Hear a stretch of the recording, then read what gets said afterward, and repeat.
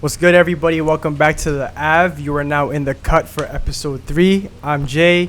My name is Rain Cruz. And we got a special guest here today. We got Houtan. Introduce yourself, bro. Yeah, man. Well, first off, thanks for having me, guys. For sure, bro. It's a pleasure to have you. Yeah, so my name is Houtan Hodania. A lot of people call me Houtz. I'm an A&R for Socan. Previously DJ'd a bunch in the scene, kind of, made my name through that. So, yeah, man, just like working in the music industry right now. Word. One thing that I actually wanted to touch base. Well, you know what? Before we even get into any of that, bro, how you been lately, bro? Like, how's everything been? How's work been? I know you used to be a DJ. The DJ scene it's kind of shut down right now. So, like, just how you been lately?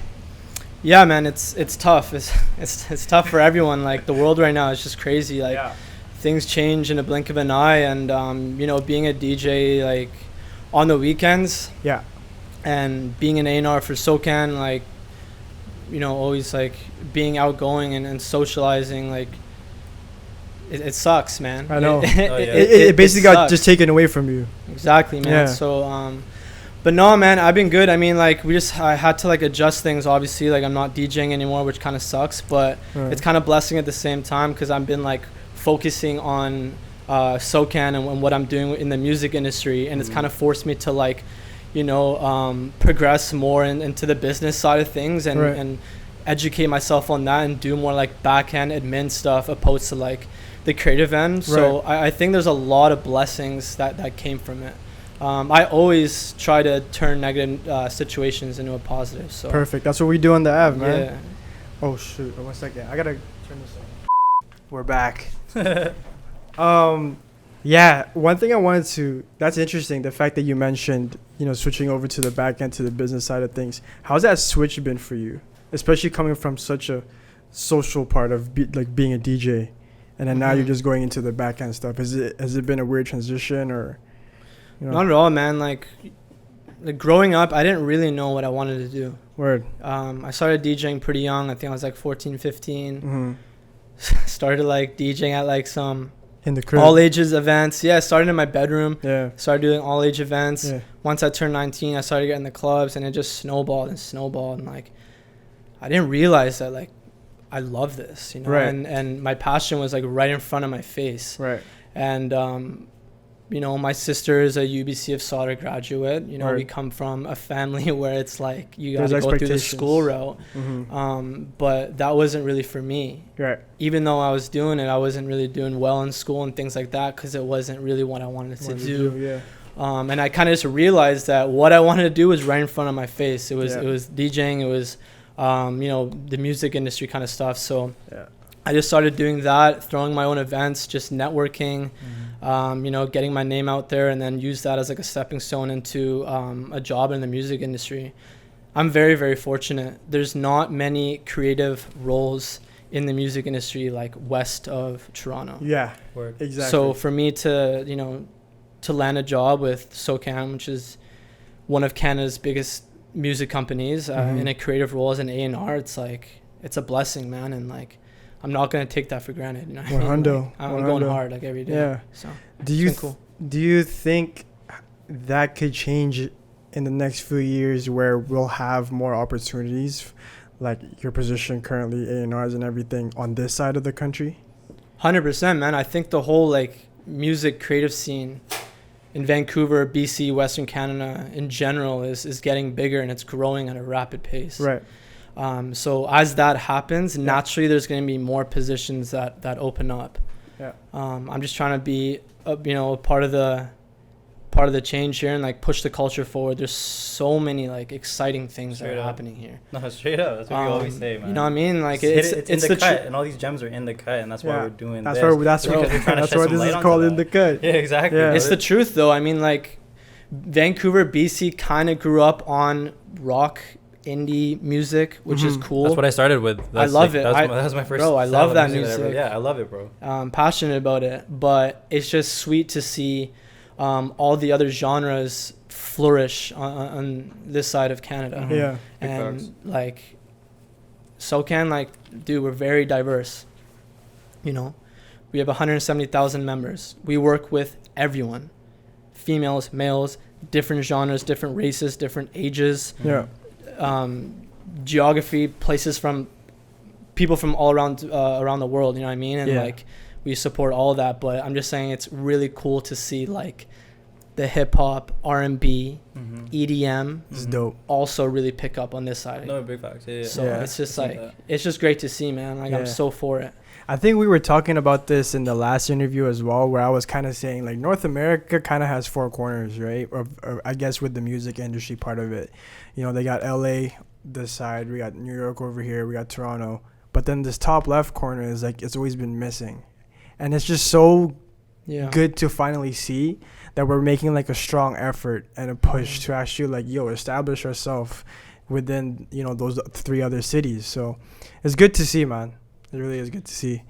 100%, bro. And it's like Vancouver's unique, and we have to embrace that. Like geographically speaking, we're the exact opposite place of Atlanta. Exactly. Like, we cannot be in Atlanta. No.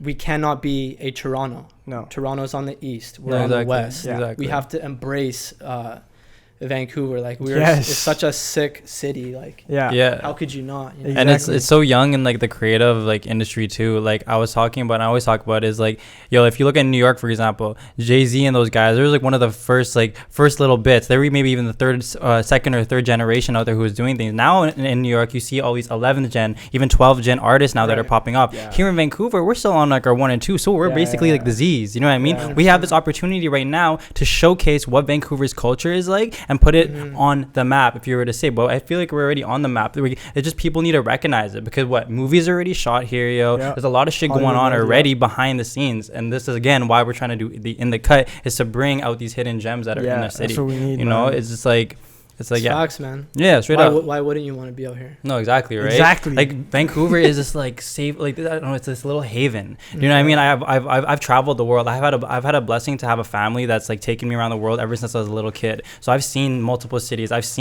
traveling really opens up your perspective. And that's why I always say traveling is one of the most healing things that you could ever do. It just opens your eyes to things that you're not used to, you know? So but like seeing Vancouver, just like, we have so much room for growth, and like everybody here wants that growth. Everybody here wants to grow together, and that's why I see Vancouver in the next few years coming up together, rather than that one guy just popping off or two guys popping off, right? It's going to be known as like a whole thing together. Look at Atlanta, they move as a whole unit, you know what I mean? And the one thing, moving as a unit is so important, and like, as a community rather than a scene, you know what I mean? There is a music scene out here, but then it's like, how can we build this as a community, you know? Straight up. That's crazy. I totally agree.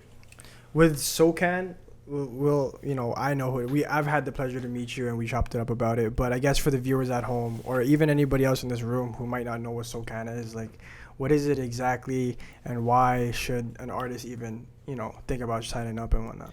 Yeah, totally, man. So Socan is Canada's performing rights organization, known as a PRO. You hear that term a lot in the music industry, PRO. So Socan collects performance royalties for our members and pays them out.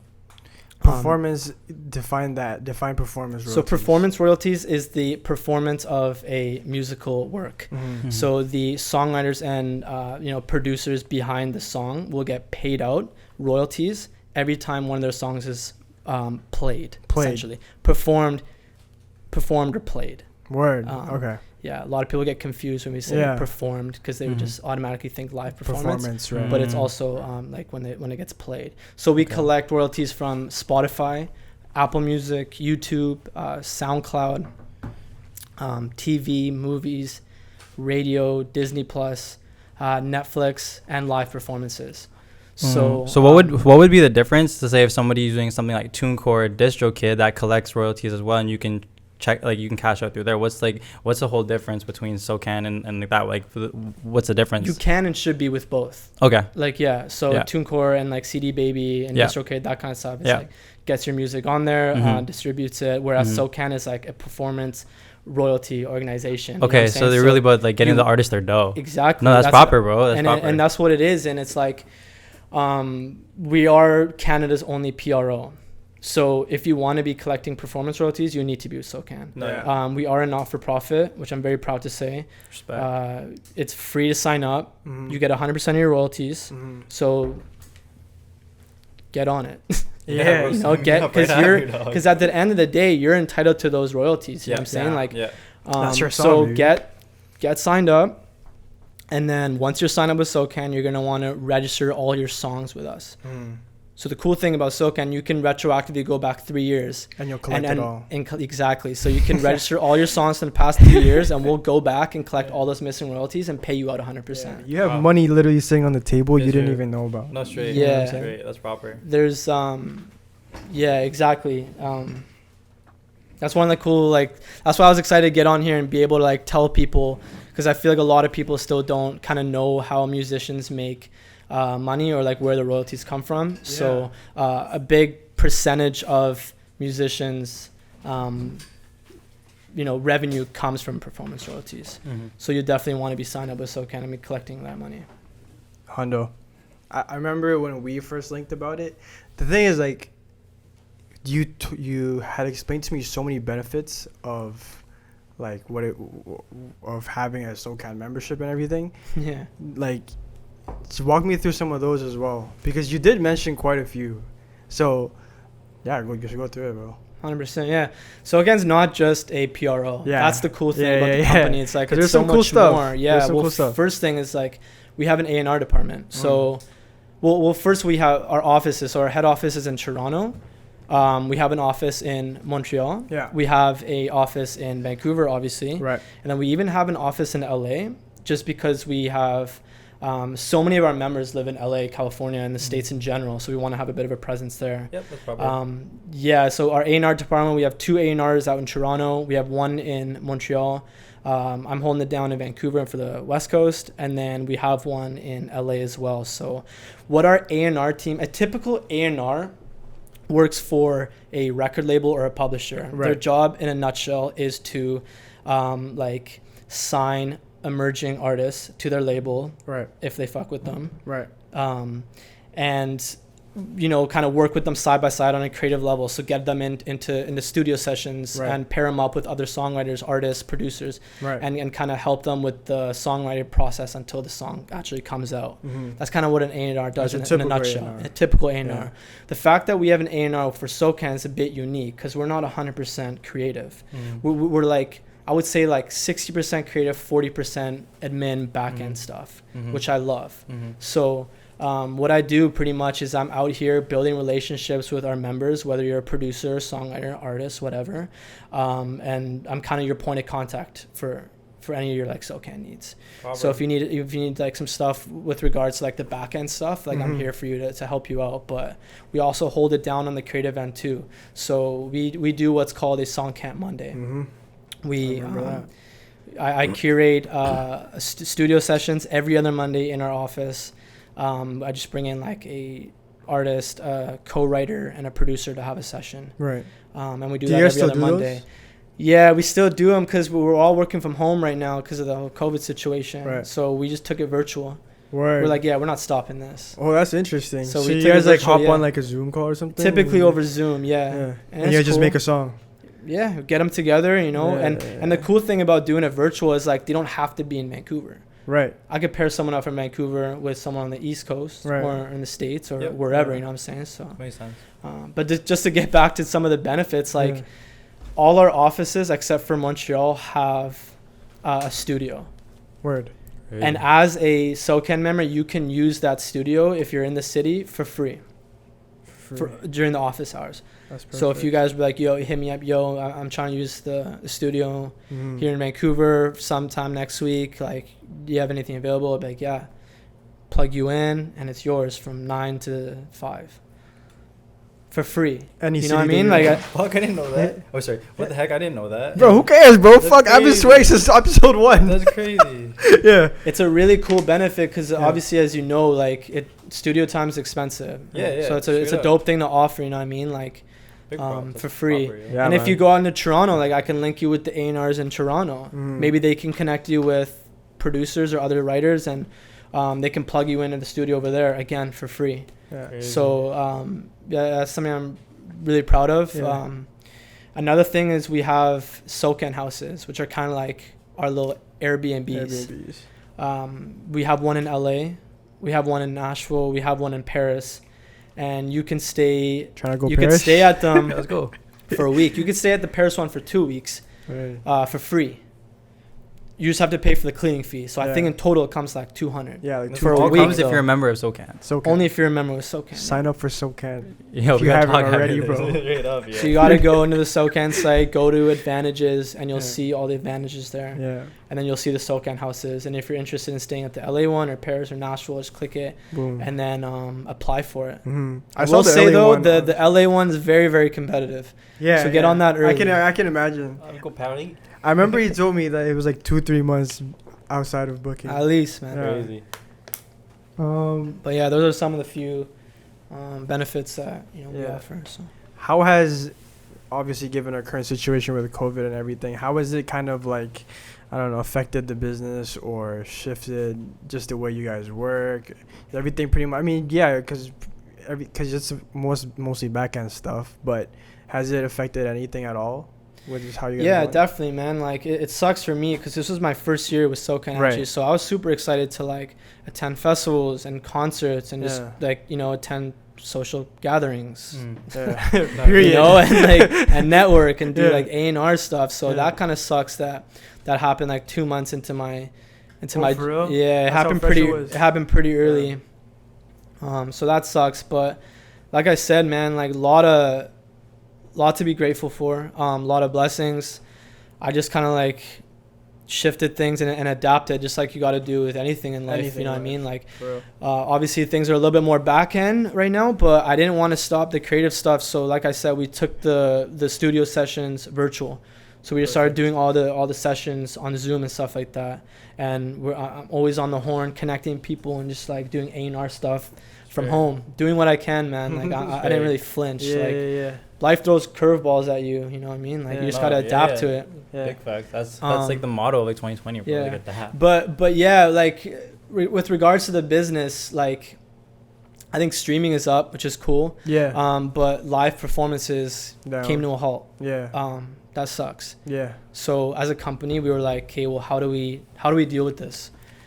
So we said, you know what? We're noticing a lot of our members are having online concerts, Facebook, Instagram. So we said, okay, you know what? I know that you can't register live performances right now because there isn't none, but you can now register your Facebook and Instagram concerts as a live performance. Wow. The only thing is you got to hit 100 viewers. You got to take a screenshot of it as proof, and then you're eligible for royalties. I believe it's like 150. So it's not bad, man. I didn't know that.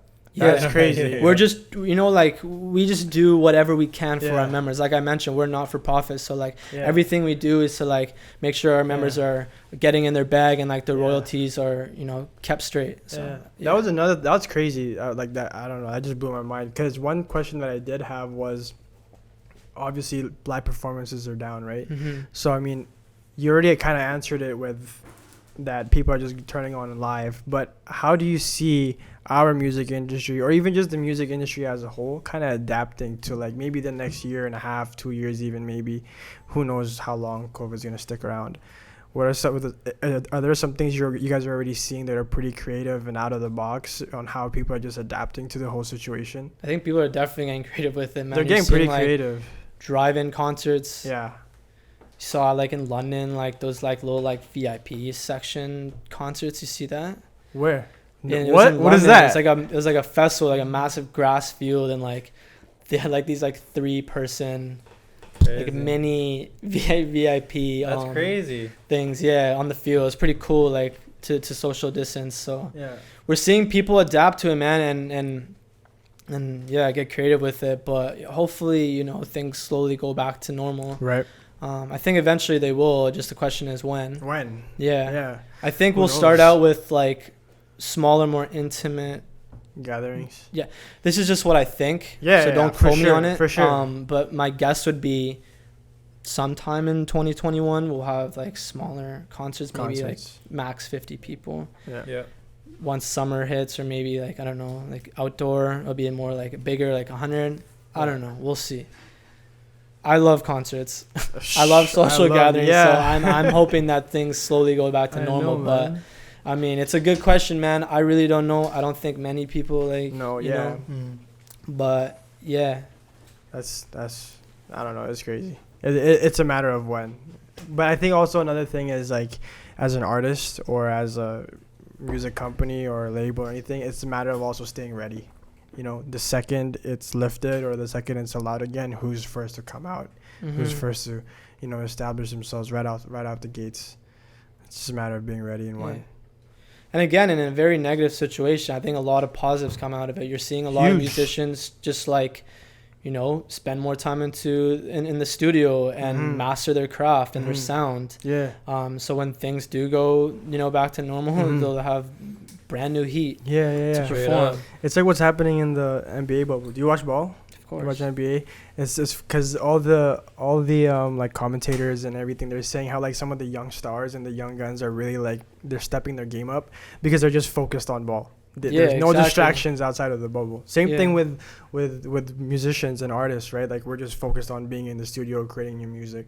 Exactly. So everyone's kind of getting into a new bag. So yeah, it's a blessing and a curse at the same time. Right? It feels like a bit of a reset button. The biggest reset button I've ever seen in my life. Right? Yeah.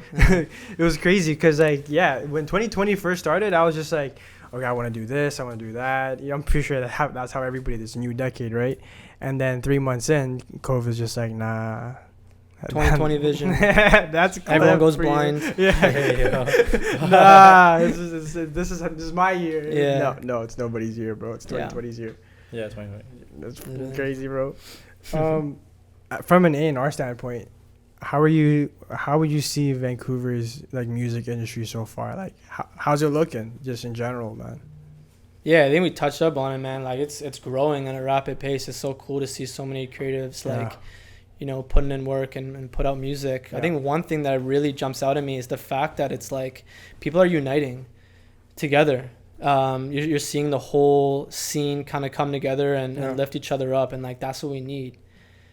It felt like a bit of a rat race at one point. You know, everyone was trying to be the first one to blow up, but like you saw all the benefits of coming together, and I'm all about that. And even then when we started seeing the benefits, we still didn't want to fully do it. Like it felt that way for a while, and then eventually like, okay, boom. No, but it's cool, man. Like everyone's doing their thing. It's always number one, always about the music. The quality of the music. No clout, no bullshit. Say that louder for the people in the literally back, bro. No fake stream, no fake followers. It's always about the music. Just being the best artist that you can possibly be. That's always what it's always about. That's what's gonna come down to at the end of the day. 100%. When you says fake streams, that brought up a thing in my mind. When people get fake streams and everything, do they still get do they get paid out for that still? I don't think so, man. I don't, right? Like nobody really knows. I turn my back on fake streams. Yeah. I'm not about that.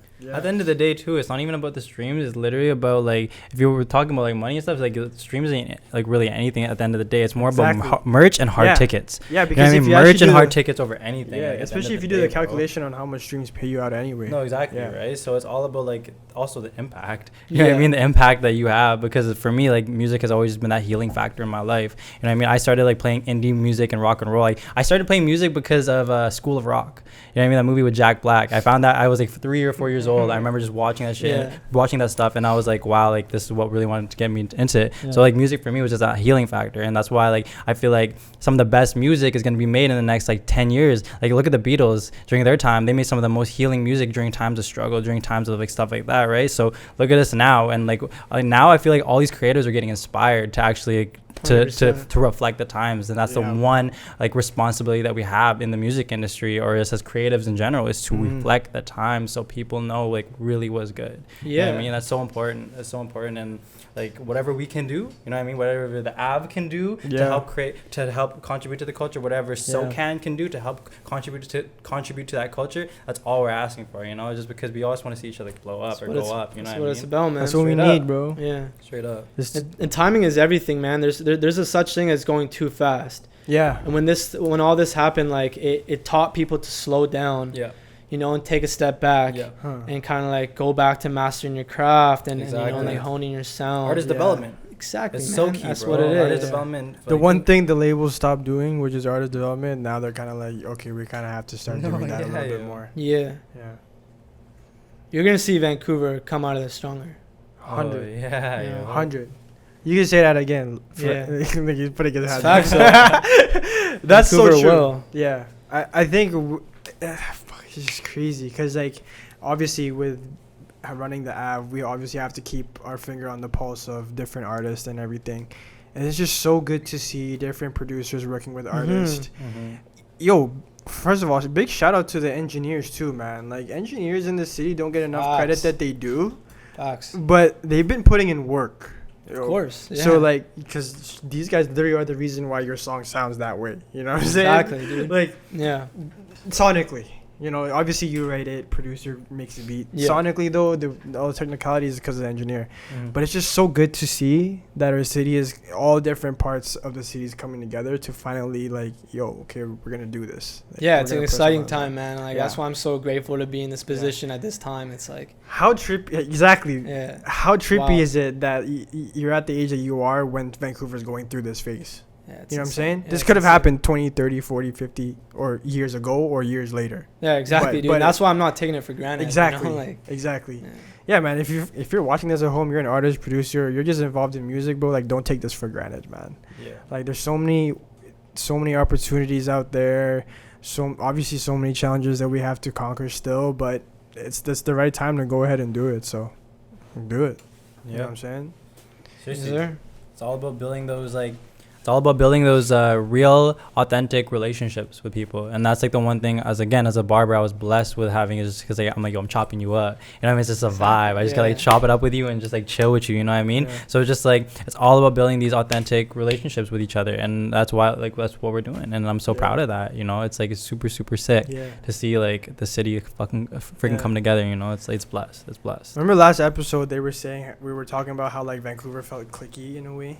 I'm so glad that we stopped, like, or at least it felt like we've stopped being like that. You know, because that was like a huge barrier to our growth was ourselves. Exactly. You know what I'm saying? Exactly. At least we're not there no more, or we're growing out of it. No, exactly. Yeah.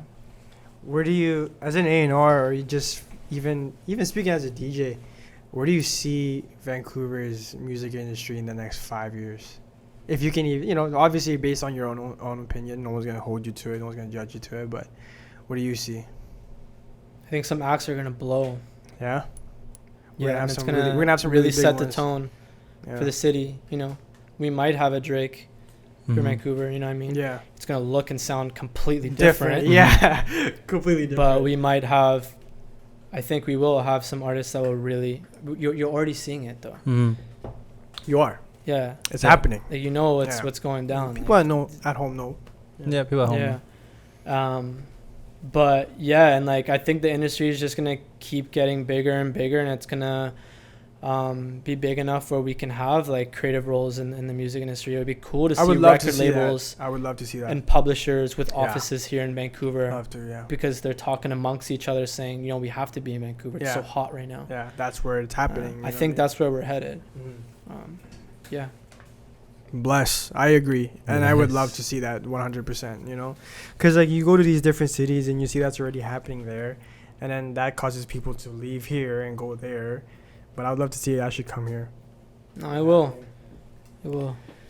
Has to happen organically, you know? Yeah. Everything has to happen naturally. It can't be forced. No. And I think over time, like, with the work that people are putting in, there's so much talent here, man. Like so much talent, so much to be excited about here. I think it's slowly gonna naturally occur. Yeah, get excited, boys. Yeah. Hey. Yeah, no, for real, I agree 100%. Do you have any other questions? That's everything that I ever wanted to touch a point on.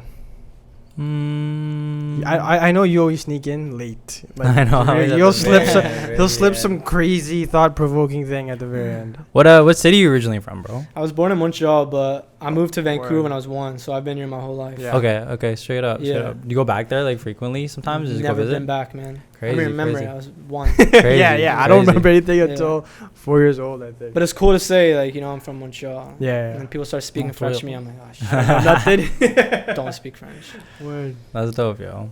One thing I did want to, because I know earlier you touched on, like, when you started DJing and you realized, like, this is what I've always wanted to do and everything. But you did mention, like, you took other routes in the way. When you were doing those things, has music always kind of, like, clawed you back in terms of come back. You know what I'm saying? Because I know when I was in school, and I'd be in class exactly, the only thing I could think about was music. You know what I'm saying? Yeah. I've been obsessed with music since I could walk. Mm-hmm. You know, Yeah. I just became obsessed with not only music but like the social aspect as well. Mm-hmm. How it brings people together. Mm-hmm. So that's how I got into DJing. I was like, holy hell, Copy. this is like a combination of Mhm. two things. And then the ball just like really started to roll. Mm. And for some reason, like I knew I loved it, but I didn't see a future in it for some reason. I was a bit younger. I didn't see it. I didn't know what it would look like. I didn't know much about it. So I kind of like subconsciously like convinced myself that it's not a legitimate route. Mm. So that's why I went to school, and just things just weren't working out.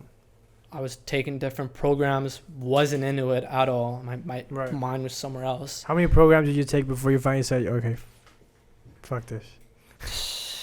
4 or 5. It's like, yeah, dude, it wasn't for me. That's I kept super. switching it up. Yeah. It's like, yeah, wasn't down, man. And then it felt like I hit rock bottom. Like not really, but like that's what it felt like to me. Yeah. I just remember crying. I'd be like, dude, like I've been through 4 programs. I've been through so much schooling, and like I can't find anything I'm passionate about. Yeah. I felt like I just like failed at life. And it was at that moment where I realized, holy shit, like it's right in front of my face. Yeah, that's Mhm. right.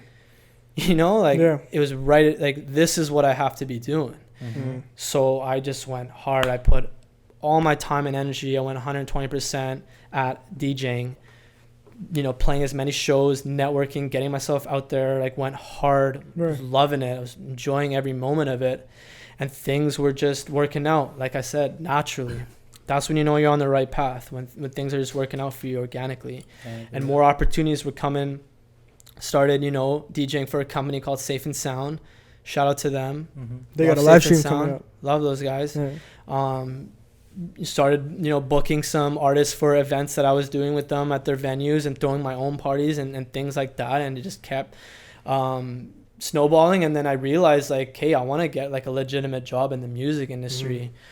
And, you know, I'm blessed. One came out. A buddy of mine, Andy Shea, Mm-hmm. who manages Killy. Yeah.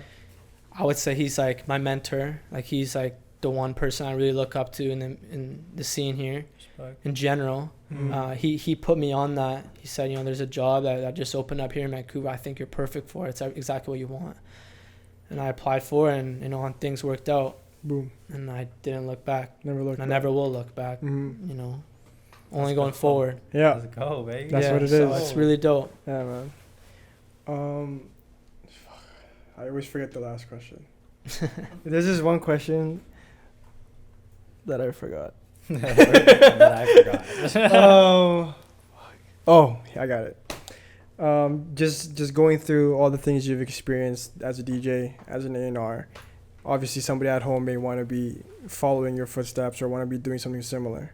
What are some of the things that you could tell these guys, just from your expertise or from what you've been through? Yeah, if you like really want to do it, do it.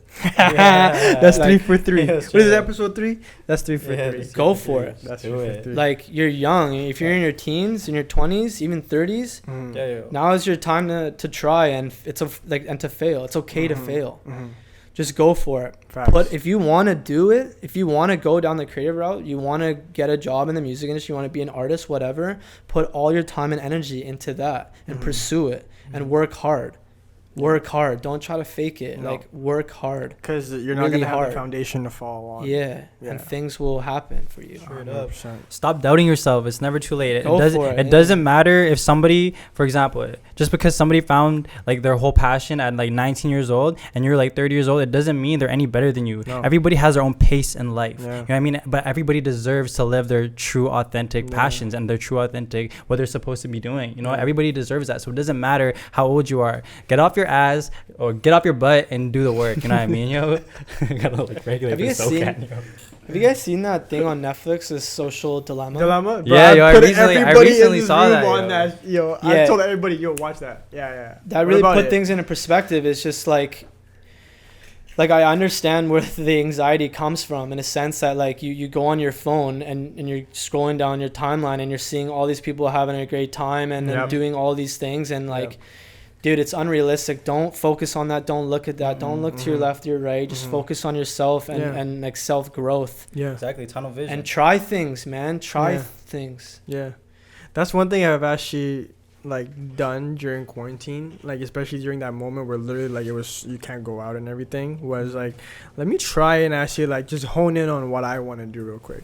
Yeah, and then man, you see things really pick up really fast. We're in the age that we gotta try. Like, I went to that like ice cream shop that had like 200 flavors. Like, how do you know which one's your favorite? Exactly, you gotta try them. You have to try it all. Exactly, You're not gonna get career. You gotta try different things. That is the best analogy I've ever heard in my life. No, it's the truth though. Life is like that ice cream shop. Yes, sir. You're not gonna go in there and pick one flavor and that's your favorite flavor. And when you find your favorite flavor, it just tastes so sweet. Yeah, exactly. But some people are gonna go in there, pick one during their first time and find it and love it, and that's their favorite. But that's okay. Am I now gonna miss out on the 199 flavors just because that guy wanted to go, like I saw that guy hit it on the first try? Exactly. No, you're not. you know what I'm saying? That's life.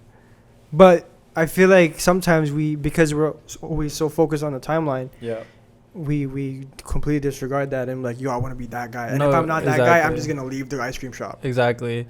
People always think that end goal is like where, like, say they make it one day, that's the success. No, the journey is the success, because within the journey, bro, within the process, that's where you find yourself. There's a lot of doubt, there's a lot of pain, there's a lot of struggle in the process, but on the other side, there's also triumph, there's also victory, there's also like you really live in that purpose, for real. So just keep running it. Just keep going. Consistent. Keep going and just do it. Just try. Bigger picture. There's always like a bigger picture to things. You know, the one thing for me as a barber, it's not just because I love cutting hair and it's super creative. I love being a barber because I get to connect with people. And that's the number one thing that I do it for. You know what I mean? So then, and connect with people and heal people through the chair. I'm kind of like a therapist. You know what I mean? Same thing with music. I see it as a very healing thing. So I want to give that to others, you know? So that's why it's like, that's my bigger picture. That's my bigger picture is, yo, we can heal people and we can bring people together through music, right? So on the days where I'm not A1, where the days where I'm doubting myself, I have to think of that bigger picture, because that's what keeps me on track, bro. You know what I mean? It gives you, that's like your mission statement, you know? 100%. Well, shit, man, that was a jam-packed conversation we just had. Straight up. That was a lot of things to process, and I'm gonna take home that La Casa Gelato analogy. Yeah. Bring that forever. Yeah. No name drops. We're gonna cut that out. We're gonna cut that name out. We're gonna bleep it because they didn't pay us for that. But yeah, man. Bro, thank you for coming on the show. Thank you for giving us the gems.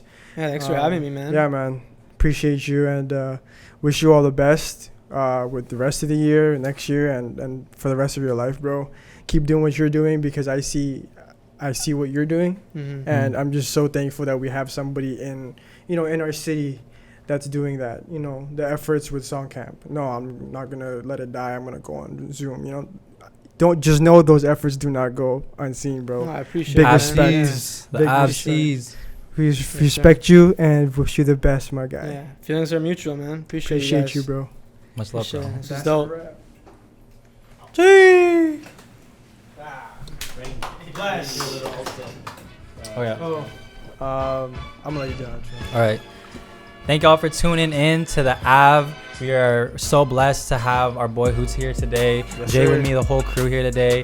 This was a really good conversation because he was actually like our first behind the scenes guy, because we had we also had homie Garrett, right? Yeah. So Garrett was really dope, giving us the manager side, but it really kind of opening perspective, because honestly before coming into here I didn't even know what an A&R really did, and you opened that up for me. I didn't know how much Socan had to offer, so sign me up right after this video, bro. Straight up, man. Like, collect your royalties, collect man. your royalties, collect your royalties. At the end of the day, collect your royalties. Yeah, in the cut, episode 3. Thank you all so much. Rain Cruise out. That's a wrap. Thank you guys. We out. See you in episode 4.